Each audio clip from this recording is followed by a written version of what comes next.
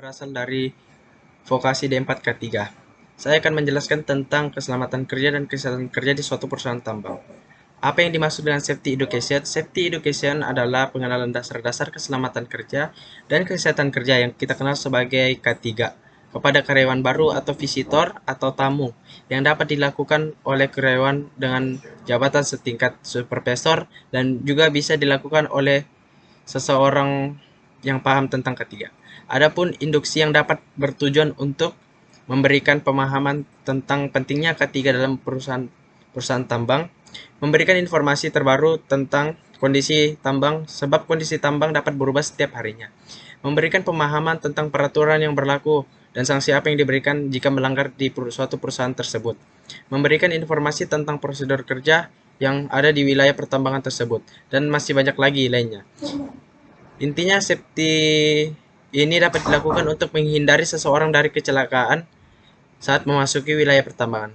Siapa sajakah yang dapat mengikuti induksi safety? Karyawan baru, karena karyawan baru dalam perusahaan tambang pada umumnya belum mengenal atau mengetahui kondisi di dalam tambang, walaupun karyawan baru ini telah memiliki pengalaman di tambang lainnya, tetapi harus juga berinduksi saat berada di perusahaan tambang baru. Seorang karyawan yang mendapat izin untuk masuk ke wilayah pertambangan, maka sebelumnya harus diberikan induksi terlebih dahulu. Karyawan yang baru saja selesai cuti bekerja, walaupun sudah lama menjadi bekerja di perusahaan tambang tersebut, karyawan ini terus dapat mendapatkan induksi safety setelah dia kembali cuti kerjanya. Seperti contohnya ada training center. Hal ini dapat dilakukan karena kondisi dalam tambang sudah banyak berubah, seperti arah jalanan, seperti contohnya itu jalan tambang yang dapat berubah selama itu. Safety induksi biasanya dilakukan pada saat karyawan baru hendak mengurus kimper atau manajemen, semacam ID card atau perkenalan baru di suatu perusahaan tersebut. Kimper sendiri diperuntukkan bagi karyawan yang nantinya akan diberikan izin untuk mengendarai unit atau alat berat sesuai dengan SIM dan kalian karyawan tersebut mengemudi di area pertambangan. Sedangkan main permit diperuntukkan bagi karyawan umumnya.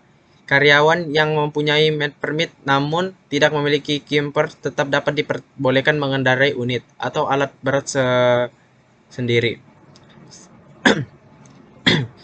Selama karyawan baru belum mendapatkan kimper atau main permit, karyawan tersebut dapat diberikan ID card visitor dan masih belum boleh mengendarai unit di area di pertambangan. Selain itu, induksi safety ini juga dilakukan kepada visitor atau tamu dari luar, bukan karyawan ya. Ini tamu dari luar yang hendaknya memasuki wilayah pertambangan. Hal ini dilakukan agar tamu tersebut memahami kondisi tambang yang ada dan diharuskan mematuhi segala peraturan yang berlaku di dalam tambang tersebut. Untuk membuktikan bahwa visitor telah mendapatkan induksi, maka Departemen Safety meminjamkan ID card visitor kepada pengunjung dan mengembalikannya setelah keperluannya selesai. Keuntungan dari induksi safety ini, pertama itu seorang memahami tentang pentingnya keselamatan kerja dan kesehatan kerja saat berada di pertambangan. Dua, mendapatkan informasi terbaru tentang kondisi dalam tambang. Ketiga, lebih memahami potensi bahaya yang mungkin terjadi dalam tambang dan memahami bagaimana cara mengatasinya. Meminimalisir kemungkinan terjadinya kecelakaan pada saat berada di wilayah pertambangan. Kelima, dan beberapa keuntungan lainnya yang mungkin belum saya ketahui itu ya. Mungkin masih banyak lagi. Adapun bidang pekerjaan yang kita jalani sekarang sangat penting untuk memahami pekerjaan tersebut.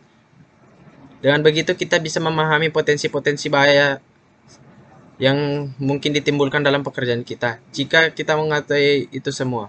Namun, kemajuan teknologi tersebut memberikan dampak negatif bagi lingkungan kerja kita karena semakin meningkatnya pula jumlah pekerja dapat menaikkan jumlah jenis bahaya yang ada dalam tempat kerja. Bahaya-bahaya yang ada di tempat kerja berpengaruh terhadap keselamatan kerja dan kesehatan tenaga kerja seperti produktivitas, sedangkan dampak positifnya antara lain semakin luasnya kesempatan kerja, dan meningkatnya kesejahteraan tenaga kerja.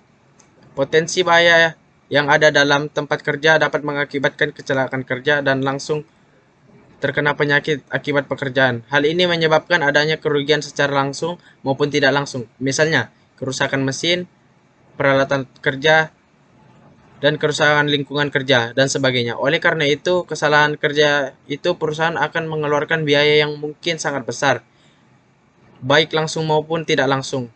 Sehingga bila diperhitungkan secara rasional, perusahaan akan mengalami kerugian. Oleh karena itu, potensi bahaya yang dilakukan tempat kerja harus secepat mungkin dihilangkan dan dikendalikan dengan penerapan keselamatan dan kesehatan kerja yang ada di perusahaan tersebut. Dalam Undang-Undang Nomor 13 Tahun 2003 tentang Ketenaga Kerjaan, pasal 86 dan 87 mengenai keselamatan kerja telah ditetapkan oleh pemerintah, yaitu: 1. Setiap pekerja atau buruh mempunyai hak untuk memperoleh perlindungan. 2.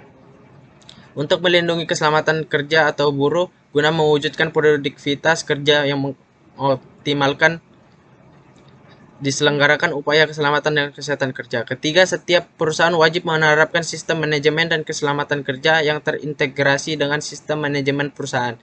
Kecelakaan kerja dapat mengakibatkan kerugian bagi perusahaan. Karena adanya kecelakaan kerja, sebuah perusahaan akan mengeluarkan biaya tambahan sehingga dapat mengurangi keuntungan perusahaan. Kecelakaan kerja juga dapat menurunkan image perusahaan di mata masyarakat pada kegiatan pertambangan batubara. Ini juga mempunyai dampak negatif terhadap lingkungan apabila tidak diikuti dengan pengelolaan keselamatan, kesehatan kerja, dan lingkungan yang baik. Oleh karena itu, pentingnya pengelolaan dan keselamatan kerja di sektor tambang pemerintahan. Mengeluarkan pengaturan tentang keselamatan kerja dan kesehatan kerja khusus sektor tambang, yaitu makmur mandiri utama selaku kontraktor pertambangan batubara itu memiliki perhatian yang besar terhadap pengelolaan keselamatan dan kesehatan kerja. Pihak menyadari kerugian yang diakibatkan sangat besar dan menurunnya citra perusahaan. Di samping itu, kita demi terwujudnya sebuah perusahaan makmur berdasarkan keterangan di atas, saya ingin mendeskripsikan penerapan keselamatan kerja, yaitu kegiatan di lingkungan head office. 2. Identifikasi faktor bahaya dan potensi bahaya. Sistem manajemen keselamatan, kesehatan, dan kesehatan kerja di lingkungan hidup. 4. Ada infeksi keselamatan dan kesehatan kerja. 5. Organisasi keselamatan kerja dan kesehatan kerja di perusahaan. 6. Pemantauan higien perusahaan. 7. Pelayanan kesehatan kerja. Ke-8. Pengelolaan lingkungan hidup. Ke-9 ada sistem keselamatan kerja. Ke-10 ada pembinaan keselamatan kerja. Dan 11 ada administrasi keselamatan kesehatan kerja, audit keselamatan dan kesehatan kerja.